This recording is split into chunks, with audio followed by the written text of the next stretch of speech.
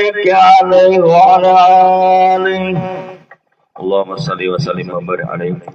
Selanjutnya kita ikuti kajian pada pagi hari ini akan mengambil tema ziyadatun fil ilmi, jalur subjektivitas mufasir. Judul yang luar biasa. Terima kasih Pak Dr. Adi. Ya, untuk itu kepada guru kita Al-Mukarram Dr. Kiai Haji Abdurrahim Hasan kami persilakan. Shallu ala Muhammad.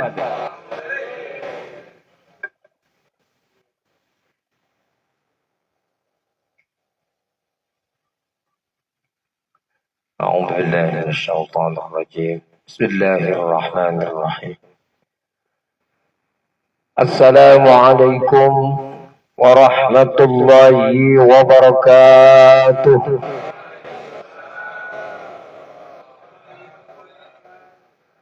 بسم الله الرحمن الرحيم الحمد لله الذي علم القرآن خلق الإنسان علمه البيان. أشهد أن لا إله إلا الله وحده لا شريك له الملك المنان. وأشهد أن سيدنا محمدا عبده ورسوله. اللهم فصل وسلم وبارك على سيدنا وحبيبنا وشفيعنا ومولانا محمد وعلى آله وصحبه ومن اتبع هداه ووالاه إلى آخر الزمان. وبعد، حضرات العلماء al-muhtaramin, para ulama, para asatidz, para guru yang saya hormati, wabil khusus guru kita yang hadir saat ini, Ustaz Ahmad Zarkashi, juga para asatidz yang lain. Ustaz Erwin nggak hadir ya? Ustaz Taufik, ya ada Ustaz Taufik. Ketua DMI Ranting Senin Sawah yang saya hormati Ustaz Abdul Razak, Pak LMK yang saya hormati, Pak Wawan, Pak RW sehat ya, Pak RT yang saya hormati hadir, Pak RT alhamdulillah, para pembina Majelis Ta'lim Arafah yang saya hormati, Ustaz Dr. Adi Saputra, Haji Adi Saputra yang saya hormati, dan juga Bapak Dr. Andes Haji Muhammad Idam, para ketua-ketua masjid dan musola yang tergabung di dalam Masjid Ta'lim Arafah yang saya hormati, juga ketua yang saya hormati yang sedang kurang sehat, Ustaz Rahmat Haji Wiguna, kita doakan mudah-mudahan beliau lekas diberikan kesembuhan oleh Allah Subhanahu wa taala sehingga sehat seperti setiakala bisa mengemban amanah sehari-hari dengan baik. Mudah-mudahan bersama kita lagi, amin ya rabbal alamin. Bapak dan saudara-saudara sekalian yang saya hormati, kita pagi ini mau kaji ilmu tafsir ya. Ini kuliah beneran ya. Ziyadatan fil ilmi, jalur subjektivitas mufassir. Dua variabel yang bisa juga dihubungkan menjadi satu. Yang pertama adalah ziyadatan fil ilmi. Ziyadatan fil ilmi adalah tambahnya ilmu. Kita ingin diberikan tambahan ilmu oleh Allah Subhanahu wa ta'ala. Maka di dalam surah Taha ayat 114 itu kita berdoa. Kita diajarkan berdoa, wa qur rabbi zidni ilma. A'udzu billahi minasy syaithanir rajim. Bismillahirrahmanirrahim.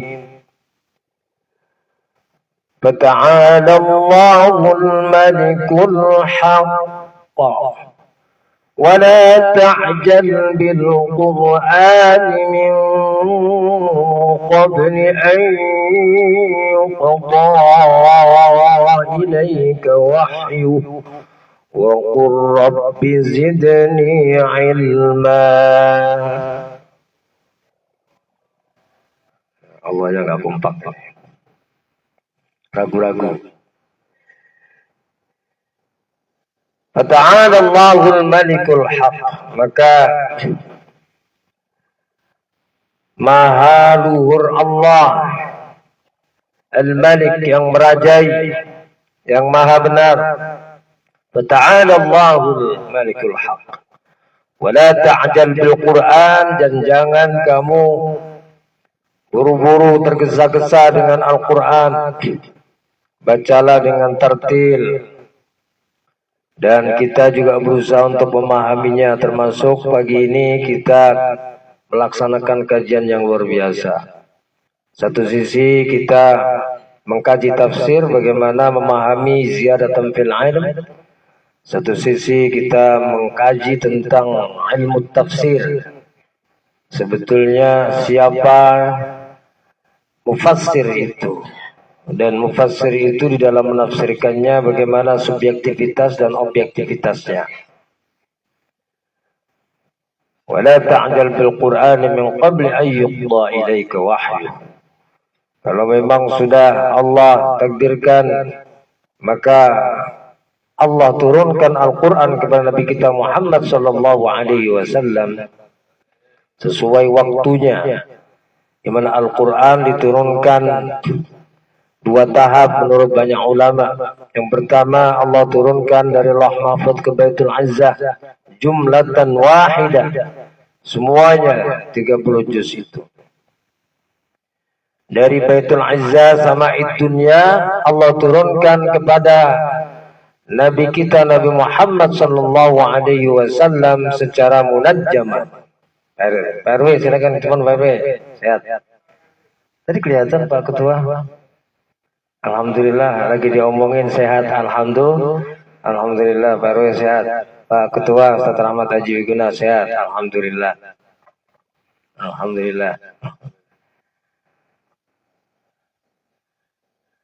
Secara berangsur-angsur Allah turunkan Al-Quran. Orang Yahudi protes kenapa Al-Quran itu tidak diturunkan secara langsung. وقال الذين كفروا لولا نزل عليه القرآن جملة واحدة كذلك لنثبت به فؤادك ورتلناه ترتيلا. Nah, begitu teman-teman. Orang-orang kafir protes berkata kepada Nabi Muhammad sallallahu alaihi wasallam, kenapa Al-Quran tidak diturunkan jumlatan wahidah? Maka Allah Subhanahu wa taala jelaskan bahwa dari sama'id dunya, langit dunia diturunkan secara munajjaman, secara berangsur-angsur. Kadzalika linutsabbita bihi fu'adak, supaya bisa menancap di dalam hatimu, linutsabbita bihi fuadak, supaya bisa menancap di dalam hatimu wahai Muhammad. Kadzalika linutsabbita bihi fuadak wa rattalnahu tartila, dan supaya bisa saya tartilkan dengan setartil mungkin kepadamu wahai Muhammad. Nah, itu. Maka Allah Subhanahu wa taala turunkan Al-Quran secara munajjam. Fala ta'jal bil Qur'an min qabli an yuqda ilaika wahyu wa qur rabbi zidni ilma, dan katakanlah Rabbi, ya Allah, ya Rabb, zidni, zid, tambahkanlah ni kepadaku ilma, ilmu. Jadi kita memohon kepada Allah agar kita diberikan tambahan ilmu. Tentu ilmu yang bermanfaat. Ilmu yang menjadikan kita semakin bertakwa kepada Allah Subhanahu wa ta'ala. Karena ilmu ini bisa menjadi potensi baik dan bisa menjadi potensi buruk tergantung siapa yang memiliki ilmu. Jadi bisa punya ilmu bisa menjadi sombong, punya ilmu bisa menjadi merunduk, tawadhu kepada Allah dan kepada manusia. Innama yakhshallaha min ibadihil ulama. Sesungguhnya hamba Allah yang paling takut kepada Allah itu adalah para ulama. Jemaah rahimakumullah. Jadi kita mohon tambahan ilmu. Orang jangan sampai kita merasa bahwa kita punya banyak ilmu. Semakin kita mengkaji ilmu, semakin kita merasa bodoh. Semakin kita mengkaji Al-Quran, maka semakin kita merasa bodoh. Karena Al-Quran adalah bahrun la sahilalah, lautan yang tak bertepi. Jadi kita memohon kepada Allah agar kita selalu diberikan tambahan ilmu. Jangan sampai kita a priori merasa bahwa kita punya banyak ilmu. Maka bicara tentang ilmu, kita mesti belajar. Belajarnya mesti benar. Itu. Kepada siapa kita harus belajar. Dan cara belajarnya bagaimana, kita mesti belajar dengan belajar yang benar. Maka ada di antara kita fenomena-fenomena yang terjadi di dalam pemahaman Al-Quran, bahwa banyak orang-orang yang mengaku ulama, banyak orang yang mengaku punya ilmu banyak. Ada juga yang mengaku bahwa dia tidak perlu belajar kepada orang lain karena sudah langsung diajari sama Allah. Ada ya yang begitu? Di sini ada nggak? Nggak perlu saya belajar, saya langsung diajar sama Allah. Mana dalilnya? Dia punya dalil. Jangan dianggap remeh. Dia punya dalil. Punya dia argumentasi. Argumennya apa? Ar-Rahman 'allamal Qur'an. Itu dalilnya. Jadi dia nggak perlu belajar kepada orang. Karena dia langsung jalur, kata Kusidam, jalur langit, jalur pusat, lewat tol. Nggak perlu belajar kepada orang. Ada pemahaman seperti itu. Ada pemahaman seperti itu. Maka melalui pengajian ini kita diskusikan. Pemahaman-pemahaman seperti itu, pemahaman yang kayak apa, kita diskusikan melalui pengajian ini. Ya. Jadi ada orang yang memahami agama itu memahami dengan pemahaman dirinya sendiri. Agama dipahami dirinya sendiri. Ngaji sih ikut ngaji, ya kan? Ikut ngaji, pengajian Arafah, sudah ngaji pulang. Udah disimpulkan sendiri karena nggak pernah diskusi, nggak pernah tanya, nggak pernah fasalu ahla dzikri, nggak pernah bertanya kepada yang ahli, maka ngajinya ngaji kuping, ya sudah disimpulkan sendiri aja. Agama disimpulkan sendiri. Nah ini. Maka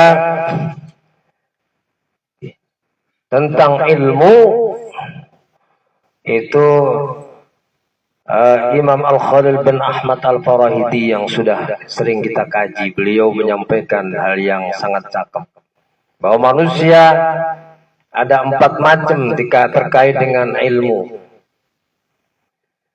Yang pertama, rajulun yadri wa yadri annahu yadri. Orang yang tahu, orang yang punya ilmu dan dia sadar bahwa dirinya punya ilmu. Ilmu itu untuk apa?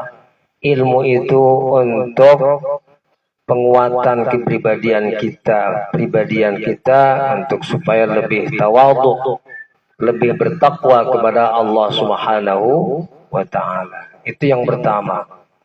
Yang kedua, rajulun yadri wala yadri annahu yadri. Orang yang tahu, orang yang punya ilmu, tapi dia nggak sadar, dia nggak tahu apa sesungguhnya fungsi ilmu itu, maka dia salah gunakan ilmu.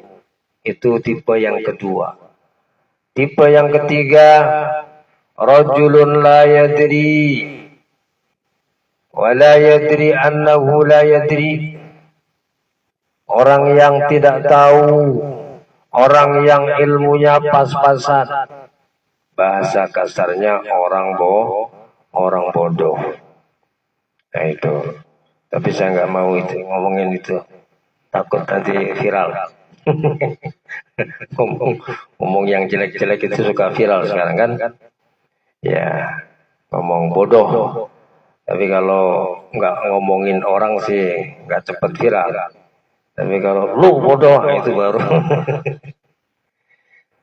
Yang ketiga, orang yang tidak tahu atau ilmunya terbatas, tetapi dia tidak tahu, dia tidak sadar bahwa dirinya punya ilmu yang terbatas atau bodoh. Maka orang yang ketiga ini sukanya sotoy, kata anak-anak, sok tahu, ya kan, sok tahu. Itu gurunya belum ngomong dia sudah banyak ngomong. Gurunya ngomong satu kata dia ngomong banyak. Gitu. Itu sotoy namanya. Ada yang gitu. Ya. Jadi bukan tanya kepada gurunya, bukannya tanya, tapi dia yang ngasih tahu. Rajulun la yadri wa la yadri annahu la yadri. Yang keempat, rajulun la yadri wa yadri annahu la yadri.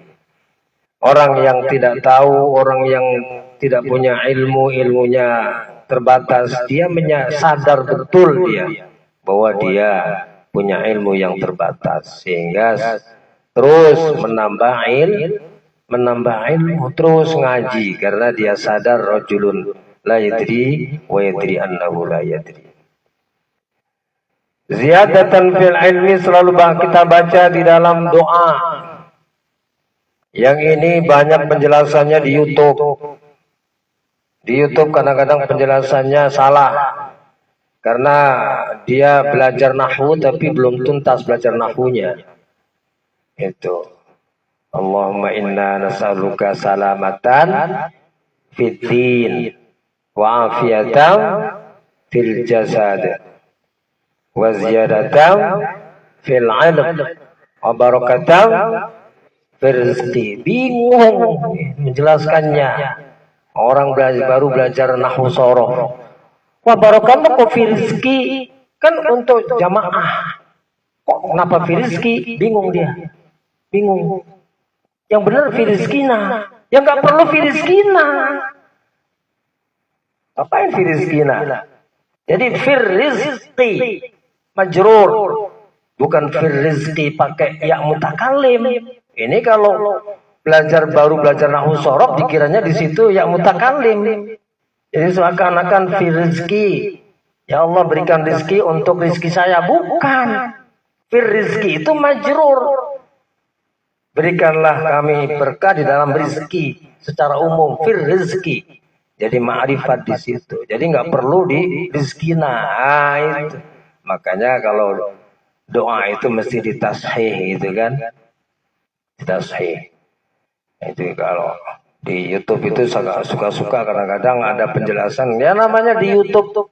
YouTube itu siapa aja bisa ngisi konten di YouTube. Mau orang alim kek, mau setengah alim kek, mau yang tadi rajulun la yadri wa la yadri annahu la yadri juga bisa ngisi di YouTube. Sama juga itu belajar Al-Quran. Qalqalah, jelasin qalqalah. Cuma qalqalah itu jangan ada hamzah kotoknya, jangan hamzah, jangan dibaca hamzah. Lah, gimana cara bacanya? Qul huwallahu ahad. Nggak, jangan ada e-nya katanya. Loh, kalau nggak ada e-nya gimana dong bacanya? Enak aja jelasinnya. Hah?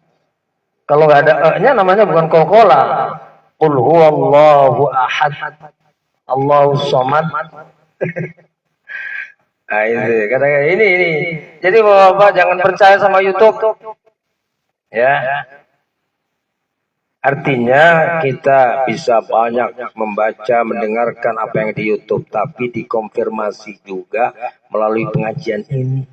Jadi pengajian ini luar biasa sebetulnya. Kita bisa memverifikasi ilmu yang kita miliki. Kita diskusi, kita bisa berdebat di tempat ini untuk memverifikasi persepsi dan pengetahuan agama kita. Jadi itu tadi narasi-narasi yang ada di YouTube, di Google, tulisan-tulisan di Google. Siapa saja bisa mengupload, bisa mengisi konten di YouTube, di Google, di Instagram, siapa saja bisa menjelaskan hadis di situ. Tapi jangan percaya 100%. Mesti kita verifikasi melalui pengajian secara offline, secara langsung seperti ini. Sehingga ada dialog, ada interaksi, dan ada jadal. Jadal itu salah satu media untuk kita memverifikasi kebenaran. Itu jadal. Maka di dalam kita berdakwah kepada orang yang memiliki intelektual yang sangat tinggi, itu yang ketiga adalah wajadilhum billati hiya ahsan. Kita mujadalah, karena mujadalah itu satu media untuk memverifikasi wawasan kita, pengetahuan kita.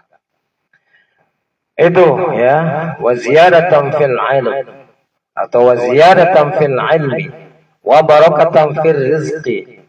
Itu. Jadi kalau di wakafkan biasanya suka dibaca kasroh. Ya karena itu doa isi nggak apa-apa karena bukan Al-Quran. Kalau Al-Quran nggak boleh, itu mesti wa barakatan fir rizq. Itu. Tapi itu bukan berarti ya mutakallim, bukan. Jadi nggak perlu firizkina, fir rizq. Itu. Wa ziyadatan fil ilm.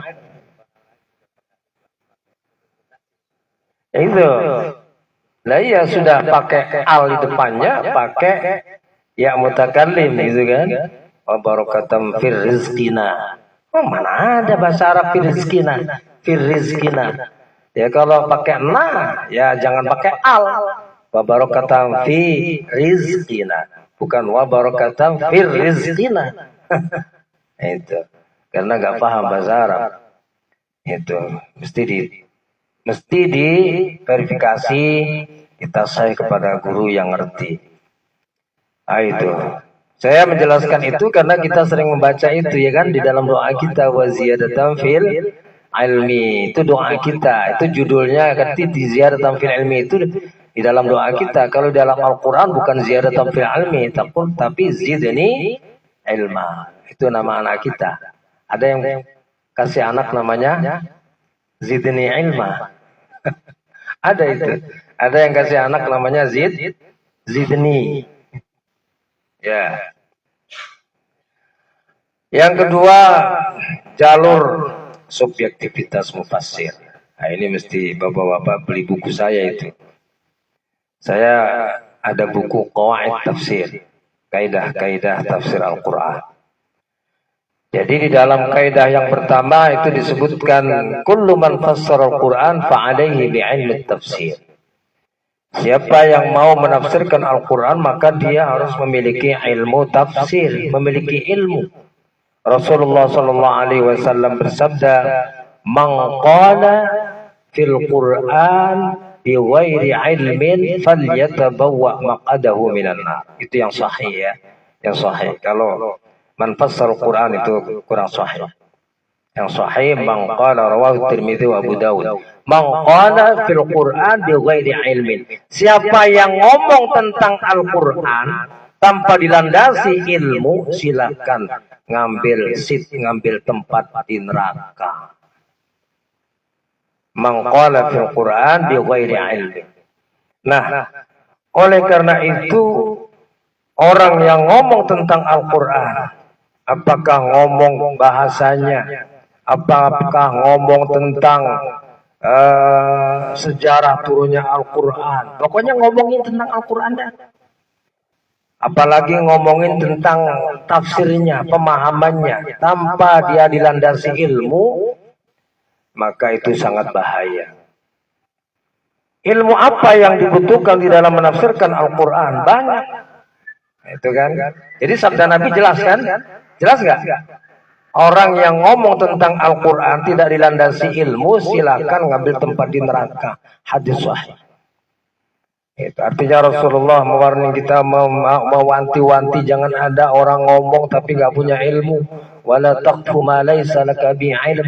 Jangan kita ngomong tapi nggak dilandasi ilmu. Wala taqfu ma laysa laka bi'ilm. Inna sam'a wal basara wal fuada kullu ulaika kana anhu mas'ula. Sesungguhnya pendengaran kita, penglihatan kita, hati kita akan dimintai pertanggungjawaban.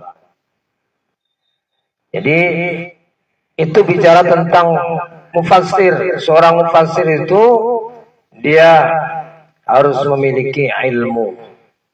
Ilmu yang dibutuhkan di dalam menafsirkan Al-Quran. Tentu karena bicara tentang Al-Quran, maka yang pertama-tama dia harus memiliki ulumul Quran. Harus menguasai ulumul Quran. Apa cabang-cabang ulumul Quran? Ada ayat tentang sejarah turunnya Al-Quran, nuzulul Quran, ada Makkiyah Madaniyah, ada munasabah, ada nasikh mansukh, ada muhkam mutasyabih, ya, dan lain-lainnya. Banyak. Itu ulumul Quran. Memahami Al-Quran mesti juga dipahami dengan hadis. Jadi jangan kita memahami Al-Quran itu hanya Al-Quran, tapi dipahami dengan hadis. Jadi hadis itu sabda Nabi adalah penafsir sebagai penjelas Al-Quran.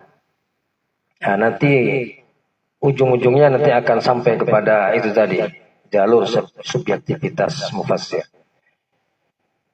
Jadi kalau ada orang yang menafsirkan Al-Quran tidak menggunakan hadis, maka disebut ingkarus sunnah. Aliran ingkarus sunnah itu sudah ada pada masa sahabat. Pada masa sahabat Rasulullah wafat, masa sahabat itu sudah muncul aliran ingkarus sunnah. Jadi menurut mereka tidak perlu lagi menggunakan hadis. Apa alasannya? Argumen mereka adalah yang pertama, Al-Quran sudah lengkap. Sudah lengkap. Ma farraqna fi hadzal kitabi min syai'. Itu dipahami oleh mereka begitu. Yang kedua, hadis itu tidak valid. Karena hadis itu ditulis abad kedua setelah wafatnya Rasulullah SAW. Sehingga mereka mengatakan tidak valid. Nah, itu alasan mereka. Nah, di dalam Al-Quran kita diperintahkan untuk taat kepada Rasulullah Sallallahu Alaihi Wasallam. Itu dalilnya, argumennya bahwa kita memahami Al-Quran harus dengan hadis. Kalau nggak pakai hadis, kita sholatnya berapa rakaat? Nggak pakai rakaat, paling duduk ngeling saja gitu, duduk. Waqtimis sholat li dzikri, dirikanlah sholat. Di mana sholat itu untuk mengingatku, ya sudah, nggak usah pakai takbiratul ihram, nggak usah pakai berdiri, nggak usah pakai sujud ruku, udah eling aja. Karena di Al-Quran tidak disebutkan berapa rakaat, ya kan? Sujud rukunya seperti apa, nggak ada. Itu kalau kita memahami Al-Quran tanpa hadis. Nah, di dalam surat An-Nahl ayat 44, coba dibaca itu, An-Nahl ayat 44, ya kan? Bil bayyinati waz zubur wa anzalna ilaika dzikra litubayyina lin-nas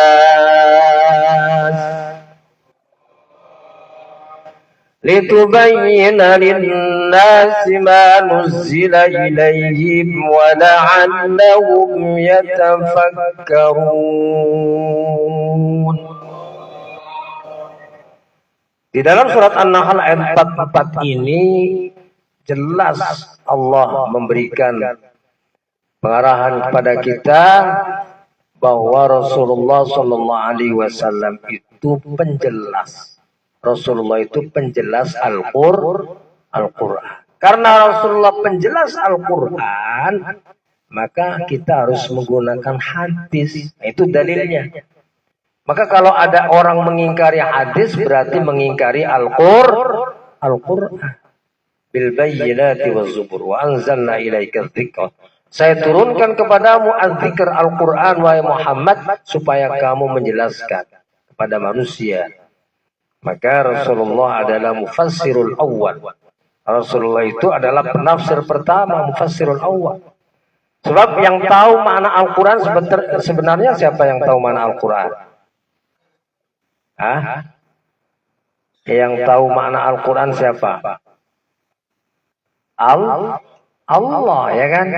Yang mengetahui makna Al-Quran sebetulnya Allah yang punya kalam, kan? Kalau kita ngomong, orang lain menafsirkan omongan kita, belum tentu benar. Sebab yang tahu benarnya omongan kita ya kita sendiri. Nah, kemudian yang kedua Rasulullah Shallallahu Alaihi Wasallam lah yang menafsirkan Al-Quran. Polisi itu diberikan oleh Allah Subhanahu wa Ta'ala. Nah, karena Al-Quran ini menjadi pedoman kita umat Islam sampai akhir zaman, maka sepeninggalnya Rasulullah, setelah wafatnya Rasulullah Shallallahu Alaihi Wasallam, Al-Quran menjadi pedoman hidup yang menghadapi masalah-masalah kehidupan ini. Maka masalah-masalah yang muncul itu harus diputuskan hukumnya, harus ditetapkan hukumnya oleh Al-Quran. Maka ulama tampil berperan untuk menafsirkan Al-Quran. Mana dalilnya bahwa ulama mesti harus menafsirkan Al-Quran? Di dalam surat Ali Imran ayat 7 di situ. Itu ayat Ali Imran ayat 7. Ya, surat apa? Surat apa tadi? Ali Imran. Bukan Al Imran. Surat apa? Surat Al Imran. Masa surat Al Imran? Jadi kalau nggak pakai al itu kadang-kadang kurang mantap. Makanya kadang-kadang ditanya surat apa? Surat Al-Quraisy. Jadi kalau nggak pakai al tuh nggak puas gitu. Semuanya dikasih al. Seakan-akan kalau nggak pakai al tuh nggak bahasa Arab gitu. Surat apa? Surat Al-Luqman. Padahal mestinya surat Luqman. Surat Quraisy. Surat Al-Quraisy. Nah ini Pak, ngaji. Ngaji. Kita. Artinya kita kenal dengan Al-Quran kita. Kadang-kadang kita umat Islam tapi Al-Quran nggak kenal. Luarnya saja nggak kenal gitu maksudnya. Berapa surat di dalam Al-Quran kita nggak kenal. Ya. Jadi ada kriteria yang harus dimiliki oleh ulama di dalam menafsirkan Al-Quran, mufassir Al-Quran. Yang tadi saya sebutkan. Ulumul Quran, kemudian ulumul hadis, ya kan? Itu. Kemudian yang ketiga mesti paham bahasa Arab. Karena Al-Quran menggunakan bahasa Arab. Kalau nggak paham bahasa Arab, nanti ada tuh kemarin juga seorang penceramah tuh yang viral juga. Siapa namanya itu? Ada juga mengartikan Al-Qari'ah. Al-Qari'ah itu diartikan oleh dia pembaca perempuan. Kan keblinger itu. Orang menggunakan ain bukan menggunakan hamzah. Tapi itu viral itu. Ada itu. Ceramah Al-Qari'ah pembaca perempuan. Itu. Kalau lembaganya Ustadz Sukino itu luar biasa itu. Ustadz Sukino. Tahu nggak Ustadz Sukino? Hah? Yang kemarin saya sampaikan itu. Ustadz Sukino. MTA, Majelis Tafsir Al-Quran. Beliau punya cabang banyak. dan pengikutnya banyak. Nah, silakan bapak-bapak mencermati itu. Saya nggak ingin masuk ke sana dengan secara jauh ya. Yang jelas Ustaz Sugino itu seorang mufassir yang seperti apa? Nah, nanti bisa dikaji di situ. Dia punya majelis di Pondok Cabe situ ada itu. Di Pondok Cabe 5 kalau nggak salah itu, Pondok Cabe 5. Itu ada itu, MTA, Majelis Tafsir Al-Quran. Iya. Jadi seorang mufassir memang di dalam menafsirkan Al-Quran itu ada subjektivitasnya. Tapi subjektivitas yang disertai dengan kompetensi. Subjektivitas yang disertai kompetensi. Tapi yang paling utama adalah kompetensi itu. Tidak mungkin dia kemudian tanpa subjektivitas di dalam menafsirkan Al-Quran. Tapi subjektivitas yang dilandasi kompetensi, bukan subjektivitas yang dilandasi hawa nafsu. Nah, itu. Maka masing-masing mufassir itu memiliki corak dan model yang berbeda. Itulah subjektivitasnya di situ. Kalau yang ahli tasawuf maka menafsirkan Al-Quran pendekatannya pendekatan tasawuf, pendekatan tafsir isyari. Kalau yang punya basic bahasa Arab kuat kayak Zamakhsyari dengan tafsirnya Al-Kasyaf, walaupun dia agak sedikit mereng ke kiri dikit ya. Mereng ke kiri. Dia Mu'tazilah dia. Mu'tazili. Ya, Zamakhsyari. Tapi itu dikaji oleh orang ahli sunnah juga. Ya kan? Sama dengan kitab Bulughul Maram itu sebenarnya dikarang oleh siapa itu? Syiah juga itu sebetulnya. Tapi ini jadi literatur ahli sunnah wal jamaah juga. Ya. Jadi tafsir Al-Kasyaf karena latar belakangnya bahasa Arab, maka kajian pendekatan tafsirnya lebih banyak menguraikan kebahasaan. Kemudian kalau yang ahli hukum kayak Al-Qurtubi, pendekatannya hukum, ya kan? Tapi tafsir itu ditulis oleh perorangan dari dulu itu. Karena mereka multitalenta. Ulama-ulama itu multitalenta sehingga menafsirkan Al-Quran itu masing-masing pribadi. Nggak ada secara kolektif. Nah belakangan itu kemudian ada tafsir yang disusun secara kolektif karena memang kita menyadari ilmunya udah ada cetek gitu ya, sudah dangkal. Beda dengan dulu zamannya Averroes, zamannya Avicenna. Nah, itu luar biasa. Semua ilmu dimiliki, udah hafal Quran, ya kan, ilmu filsafat, ilmu kedokteran dia kuasai.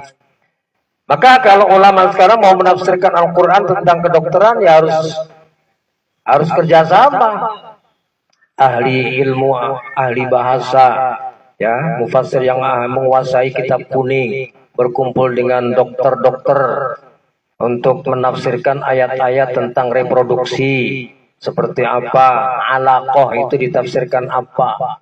Nah itu. Jadi subjektivitas mufassir itu sebetulnya ada, tapi subjektivitas yang bukan negatif, subjektivitas karena dilandasi oleh kompetensi. Kalau objektivitas yang betul-betul objektivitas ya tafsir yang dibangun secara kolektif itu baru betul-betul objektif, ya kan? Tetapi maksudnya subjektivitas itu subjektivitas yang dilandasi dengan kompetensi tadi. Maka kompetensi yang menjadi landasan subjektivitas akan melahirkan tafsir yang baik. Maka sebetulnya kita bicara tentang tafsir, menafsirkan Al-Quran. Apakah kita menafsirkan Al-Quran itu benar atau tidak? Itulah mesti ada standar kebenaran tafsir. Standar kebenaran tafsir. Standar kebenaran tafsir. Standar kebenaran tafsir. Itu harus ada. Dari zaman Nabi sampai sekarang tidak pernah diungkap standar kebenaran tafsir itu. Apakah kemudian para ulama kumpul, rapat, yuk kita rapat. Ini kayaknya ada, roman-romannya ada di sebelah sana tuh, Irak sana itu ada tafsir yang nyeleneh. Yuk kita kumpul para ulama untuk membahas tentang tafsir yang nyeleneh itu. Gak ada.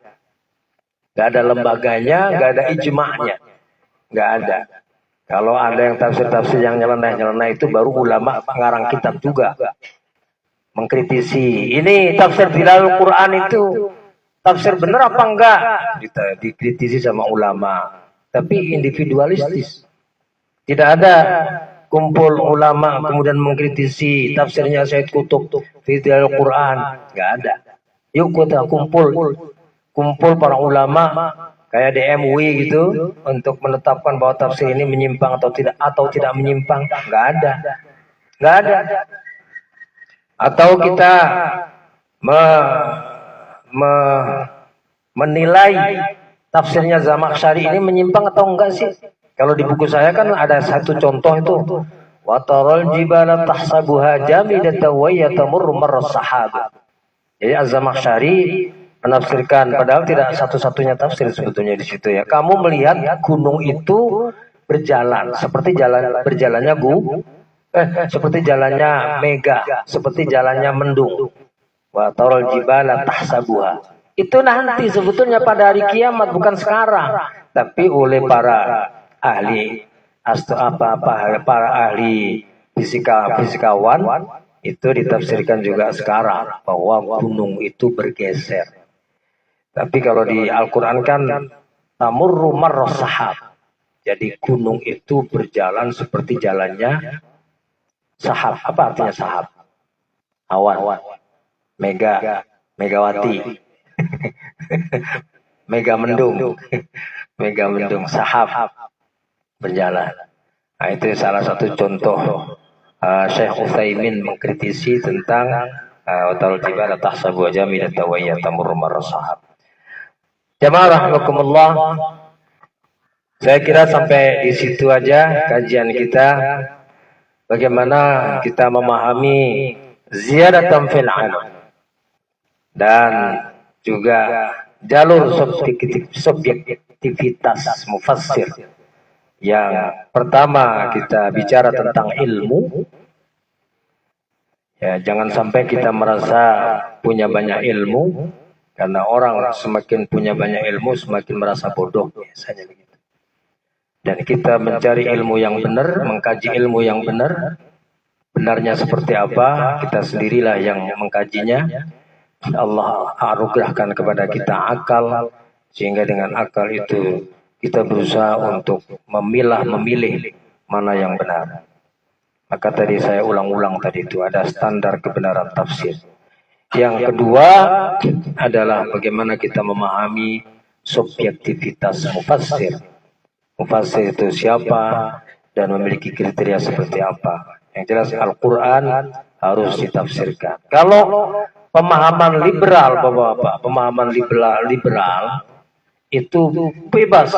Al-Quran itu katanya hudal linnas. Al-Quran itu kan petunjuk buat manusia. Maka siapapun bebas menafsirkan Al-Quran. Itu aliran liberal. Itu dia katakan begitu, hudal linnas. Nah, itu bahaya. Makanya kita diskusi, kita muzakarah dalam tafsir ini sangat penting. Terima kasih, mudah-mudahan bermanfaat. Itulah sedikit yang bisa saya jelaskan sesuai dengan keterbatasan ilmu yang saya miliki. Terima kasih, mohon koreksi dan kita bisa juga diskusi bersama-sama, muzakarah bersama-sama. Adanallahu wa iyyakum ajma'in wal afwa minkum. Wassalamualaikum warahmatullahi wabarakatuh. Waalaikumsalam warahmatullahi wabarakatuh. Ya, terima kasih kepada guru kita yang telah menyampaikan ilmunya. Mudah-mudahan ilmu yang disampaikan bisa menjadi ilmu yang bermanfaat untuk kebaikan kita, keluarga kita, dan lingkungan masyarakat kita. Bisa kita amalkan dalam lingkungan masyarakat kita. Seperti biasa, kita kasih kesempatan. Mungkin ada yang mengkonfirmasi ilmu, ya, Ya, mungkin 1-2 pertanyaan. Nah, silakan Pak.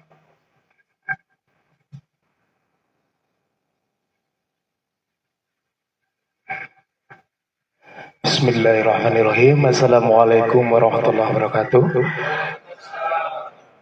Terima kasih kepada dari kesempatannya.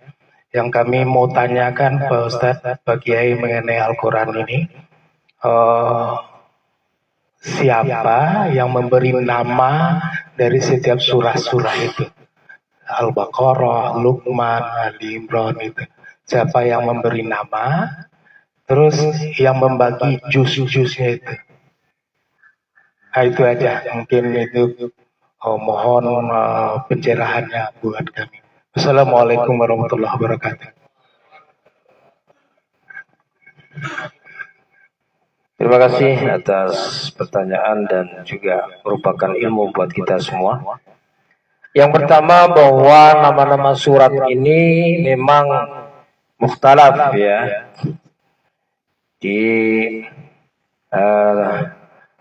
Memiliki pendapat yang berbeda di antara ulama. Ada di antara ulama itu yang mengatakan bahwa nama surat itu adalah tauqifi. Tauqifi itu artinya petunjuk dari Rasulullah Sallallahu Alaihi Wasallam. Buktinya bahwa di antara hadis dikatakan Iqra'u surat Yasin, ya kan? Itu. Kemudian ada hadis tentang man qara'a surat Al-Waqi'ah lam tusibhu faqatun abadan. Siapa yang baca surat Al-Waqi'ah maka tidak akan mengalami kemiskinan. Berarti Rasulullah menyebutkan ini surat Al-Waqi'ah, surat Yasin, kemudian surat Al-Fatihah. Itu nama-nama surat di dalam Al-Quran yang disebutkan oleh Rasulullah Sallallahu Alaihi Wasallam. Tetapi ada sebagian yang mengatakan bahwa nama-nama surat itu adalah taufiqi atau ijtihadi. Ya. Ada juga yang menyatakan kombinasi, sebagiannya tauqifi, sebagiannya taufiqi atau ijtihadi. Tapi banyak mayoritas ulama, saya katakan begitu aja deh. Mayoritas ulama mengatakan bahwa itu adalah tauqifi. Adalah atas petunjuk Rasulullah Sallallahu Alaihi Wasallam. Kata Rasulullah, hadhil ayat fi kaza, fi surat kaza, atau Rasulullah tidak menyebutkan surat ya, tapi fi surat allati fiha al-Baqarah umpamanya. Jadi belum menyebutkan surat, tapi belum menamakan surat secara resmi. Fi suratil lati fiha al-Baqarah, katakanlah begitu. Letakkan ayat ini pada surat yang di situ disebutkan al-Baqarah. Ya, contohnya seperti itu. Jadi ada yang memang kenapa menjadi berbeda tadi, antara ada yang mengatakan itu tauqifi, ada yang mengatakan taufiqi, ijtihad para sahabat. Karena tadi itu ada yang Rasulullah menyatakan secara pasti dan ada yang dinyatakan oleh Rasulullah tidak pasti. Nah, itu di situ maka kemudian muncul perbedaan. Sama dengan kalau kita ilustrasikan boleh ya. Kalau kita meyakini ada salat sunnah rawatib muakkadah, ada yang ghairu muakkadah kan gitu. Kalau muakkadah itu habis salat maghrib, salat sunnah itu muakkadah. Tapi sebelum maghrib atau sebelum isya itu ghairu muakkadah. Karena Rasulullah tidak pasti dalam melaksanakan salat itu. Nah begitu. Penamaan surat juga begitu. Yang kedua, mujazza. Membagi-bagi juz itu tidak ada pada zaman Rasulullah, tidak ada. Itu adalah pada masa Al-Hajjaj. Ya. Pada masa Al-Hajjaj abad keberapa itu? Jadi sudah abad kedua Hijriah itu baru pembagian juz-juz.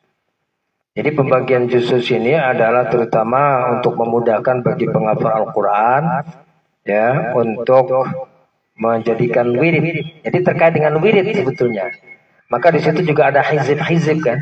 Ada juz, ada hizib, ada ruku dan sebagainya. Jadi pembagian-pembagian itu sebetulnya memudahkan para pembaca di dalam mewiridkan Al-Quran. Apakah mewiridkannya sebulan sekali khatam atau seminggu sekali khatam, maka kemudian ulama membagi-baginya ada juz, ada hizib, ada ruku dan sebagainya.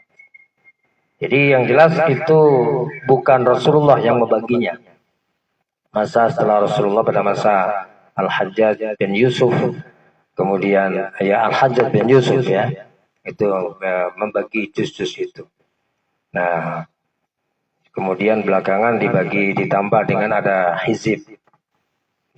Kalau mushaf Madinah tidak muncul ya hizib ya, tapi kalau mushaf yang lain ada juga di situ disebutkan hizib. Kemudian ada ruko itu yang tandanya ain di pinggir itu. Nah, itu. Saya kira itu. Iya, jelas. Terima kasih. Ya, silakan.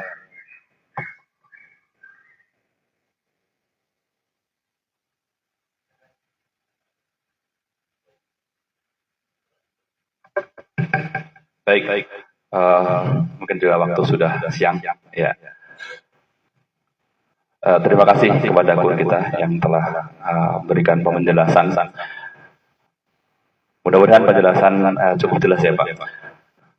Berarti pembagian Al-Quran itu terus yang diterangkan guru kita tadi bid'ah gitu ya. Bid'ah ya. Tapi bid'ah yang hasanah gitu ya. Ya kita doakan guru kita guru kita sekeluarga selalu diberikan kesehatan yang paripurna.